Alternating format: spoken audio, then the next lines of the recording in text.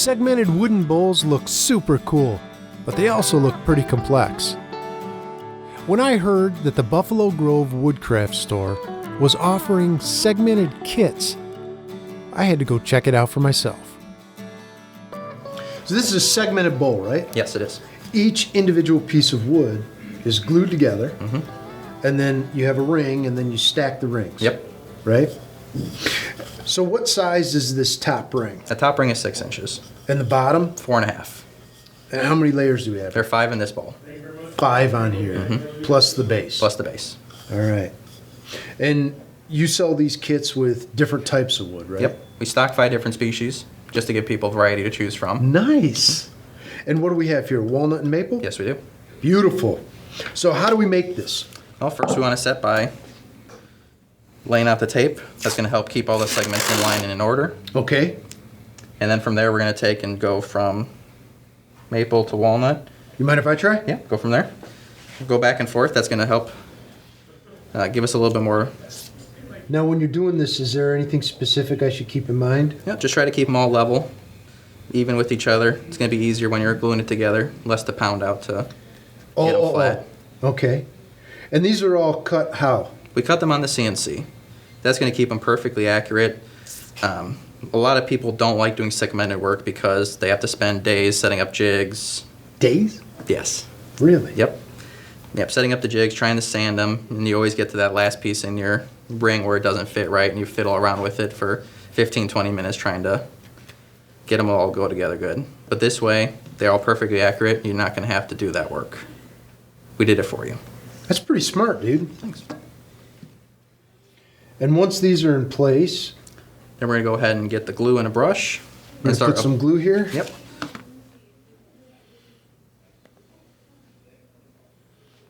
And this is just regular Type Bond? Regular Type Bond. For any of the domestic woods, it's going to work out well.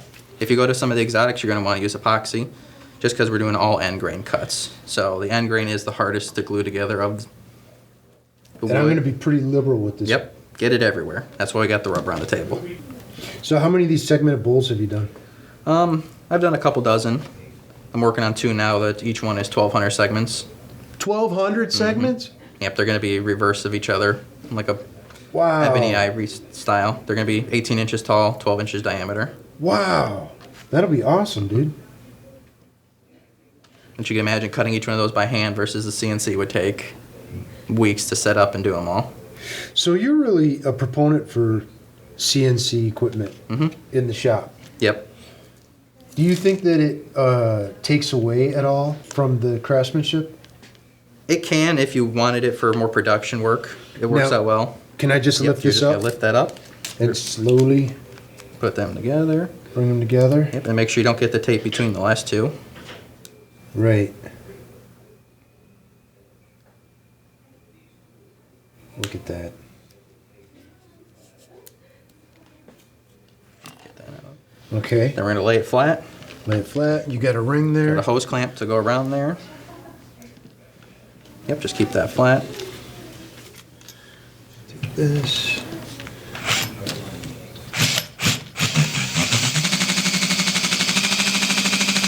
Now you just want to barely snug it up on there so it's got pressure on each segment, but not enough where you can't move the individual pieces. Right. So we got a little bit of pressure Yep. on You'll there. grab the hammer, give them all a tap to get them all in line with each other.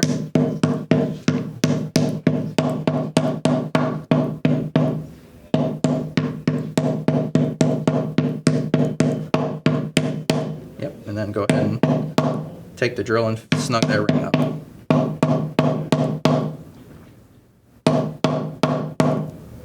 Still feels like that's off a little bit. That'll be fine. We'll be able to sand that off. So Now, you're not too worried about it being Nope. absolutely critical. No, they don't have to be perfect. You don't want to overkill with the clamp because you don't want to squeeze all the glue out of the joint. You want to leave some of that in there. How's that? That's perfect. Looking good? Mm-hmm. And you've already done some of these, so we don't have to wait for glue up. Yep, we don't have to wait for glue to dry. I have our stack of 5 pre-glued and ready for us to then go to lathe to sand them. Look at that. All right. So the next thing we're going to do is sand the face. Yep, we're going to sand both faces of the rings so that when we join them together, they have a nice tight gap. Nice mating surface. Awesome. We're going to do that on the lathe? We're going to do that on the lathe. A lot of people who do turning don't have the other machinery. Now, if you have a drum sander, you could do that with these. Make your life a lot easier to do that. But if you only have the lathe, this can be done 100% on the lathe. Sweet. All right, let's do that. So, Marshall, this is the base of our bowl, right? Yep, that'll be our first ring. You consider this the first ring. Mm-hmm. And you've already got a pocket cut out here. Yep, we got the mortise cut out, ready for you to dovetail. So I've got to cut a dovetail in the side? Yep, that'll allow the jaws to grab onto that safely. Oh, okay. And we're using cold jaws here. Yep, we're using the cold jaws to keep it centered on the lathe. You just want to snug them up. You don't want to over tighten that and smush the little rubber bumpers. Easy to damage if you over tighten it. All right. And then what am I going to cut this with here? What is this? We have a dovetail chisel made by Nova. They have the angle pre-cut into there that'll match their jaws. Okay. And is there any tips on using this? I haven't used this before. Yep, it works just as a regular scraper. So we're going to hold the tool level with the workpiece, put that into the mortise, and then bring that over to the cutting edge until you have that cut all the way. So just to get that profile in there, right? Just to get that angle on it. Like this and across. Yep. Sweet. What kind of speed do we want to use? We're at 400 RPM right now. You do not want to exceed 600 with the cold jaws. Perfect. All right. Do you have a face shield? Yes, I do. And I'm going to cut this in. Okay.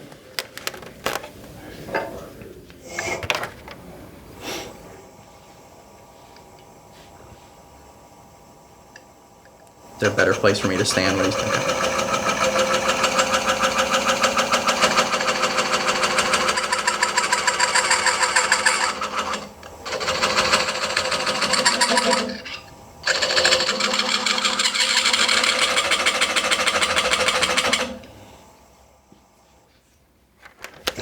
All right, man. This was cool.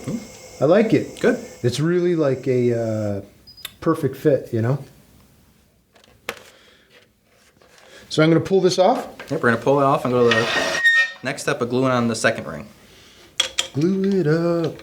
Glue it up. All righty. Marshall, this is a cool setup you got here. Explain it to me. Yeah, this isn't a common setup. A lot of wood turners would be surprised to see something like this. I actually have a chuck set up on the tailstock that is able to rotate. Yeah. Yeah. So is this something that's sold or? Yep, Nova offers this. It just turns your chuck to a mortise to taper, which will go into their live center for their tailstock. Nice. And then you just put a block on here with a sanding pad. Yep, I have a block chucked up on the chuck here. I have the Trude on the face and double stick paper stuck to it. Nice. So we're going to mount this ring in the cold jaw? Yep, in the cold jaws. Again, that's going to help keep it centered and flat and in line with the sanding pad.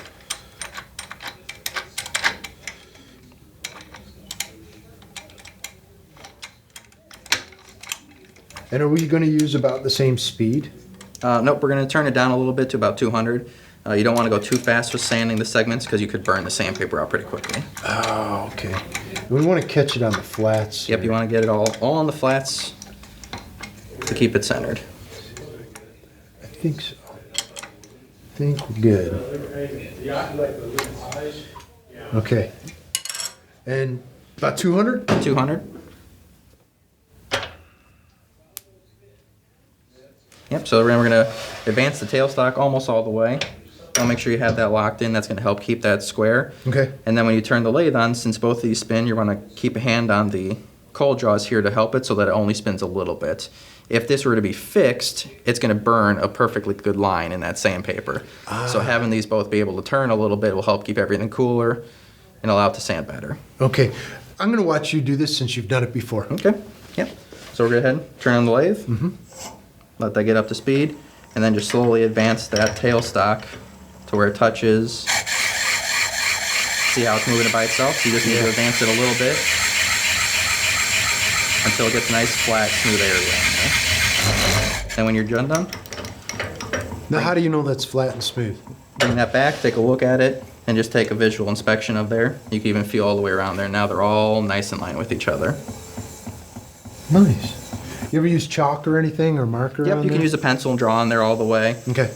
You don't want to put chalk because that might clog up your sandpaper. So usually pencil's the best for that. There you go. And we're going to flip that now and do the Yep, other we're side? going to flip that and go to the other side, and then go through all of our rings until they're all flat and smooth. You mind if I try this side? Yep.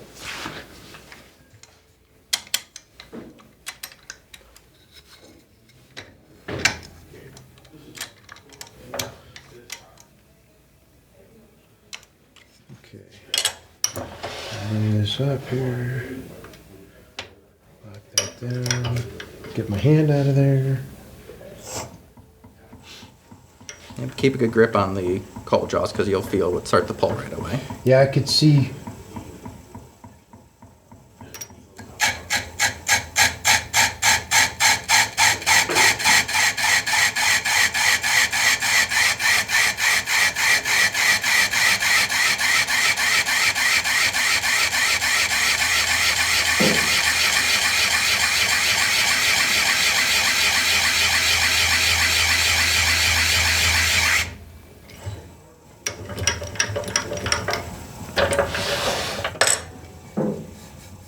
Still need some.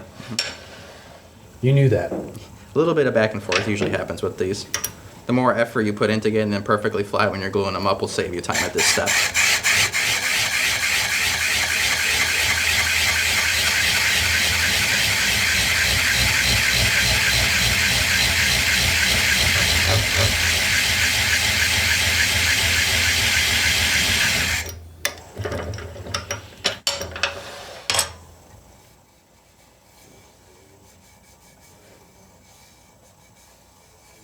It feels pretty flat, but it's rough.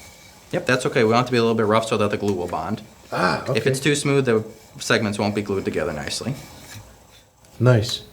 So now we just want to do all the other rings. Yep, we want to go through all of our rings to get them all nice and flat and even. Perfect. We've got all this sanded and prepped. Mm-hmm. So what's our next step? Next step is start gluing the rings together. Start gluing them together, and we're going to do that on the lathe here. Yep, I like to do on the lathe because it allows us to keep everything centered. And using the cold jaw. Mm-hmm. Smart. So you're putting a ring in here and then sandwiching it. Yep. Right? Allowing the pressure on the tailstock to keep them together. So what kind of glue are you using for this? I like to use Type On 1 for the domestics.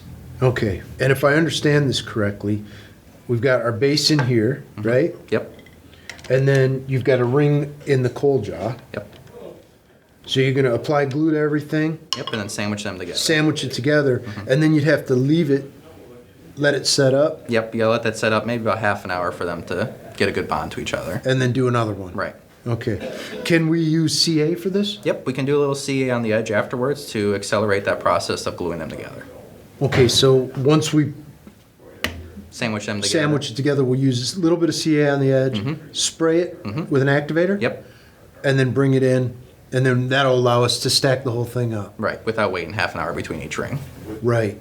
And at that point, we'd still want to wait overnight. Yep, you wanna let the glue cure before you start turning. Okay, so you've got one that's already glued up, ready for us to turn. Yep. Okay, but I'm going to glue this one up. Let's do it.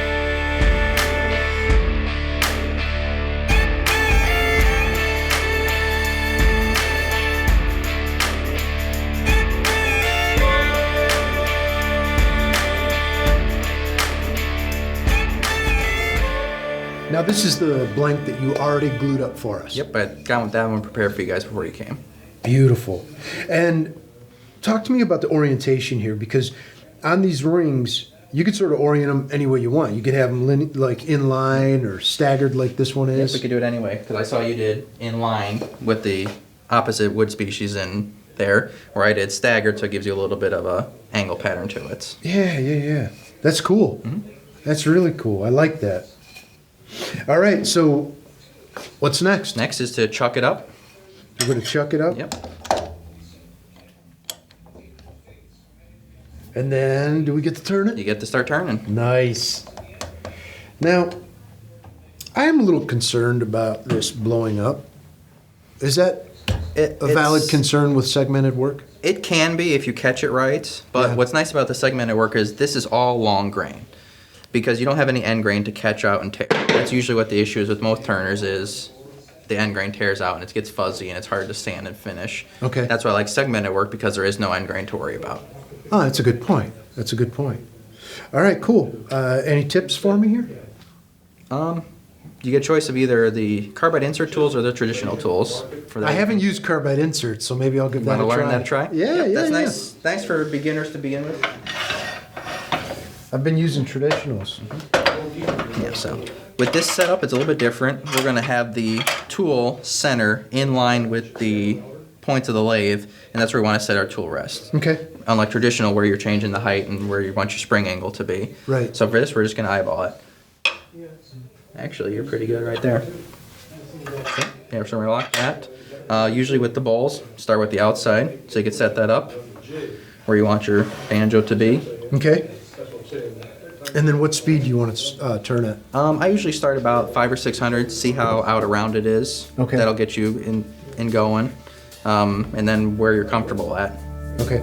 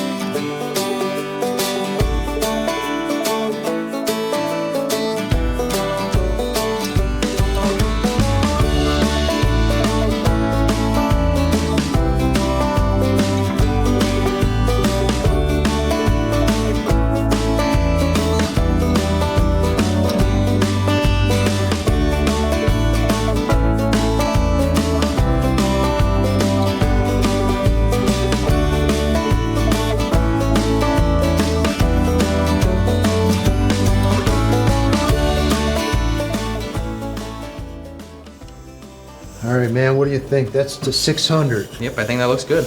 Yeah? Boy, this was fun. So what kind of finish should we use? I like to use friction shellac. It's Okay. a good oil-based finish. Brings out the natural beauty of the wood. All right. Easy to apply on the lathe. And where do we start? First, we got to use denatured alcohol. Clean off all the remaining dust off the bowl. Now, when I do this, should I have the lathe running or just spin it by hand? I like to have the lathe running. Gets it coated all the way around evenly then.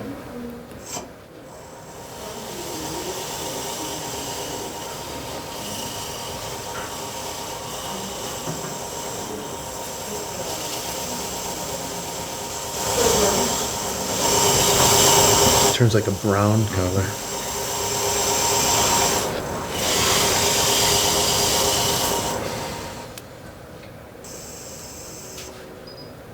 All right.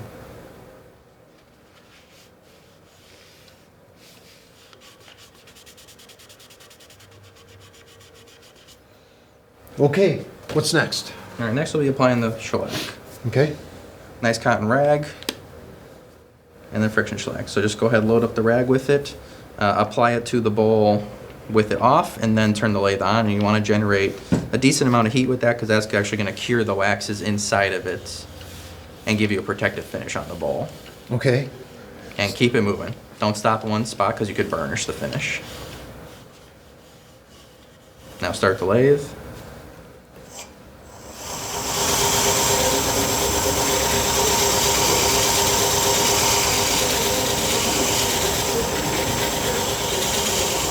You want to start to feel the heat in your fingertips, then you know you got it hot enough. And then you should be able to feel it and see how that's a little bit sticky up there. So maybe just a little under the lip.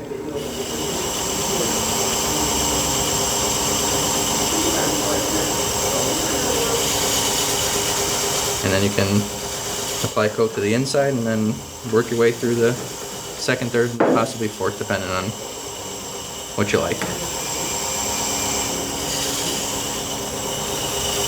Boy, look at that, how pretty that is. Man. It really makes the wood pop. Yeah, it does.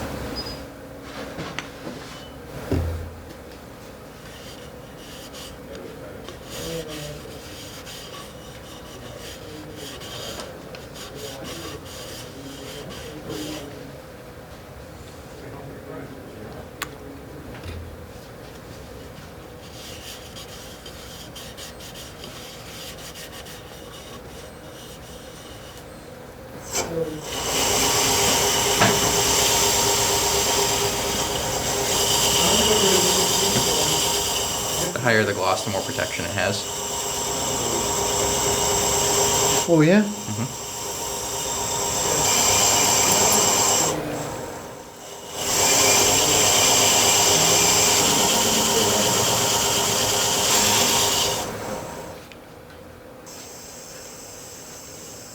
I think you're good. Yeah? Mm-hmm. Man, this looks awesome. Look at that. Can you believe it? Mm-hmm. From those tiny little pieces to this? Yep. Dude, thank you so much. Thank you. This is fantastic.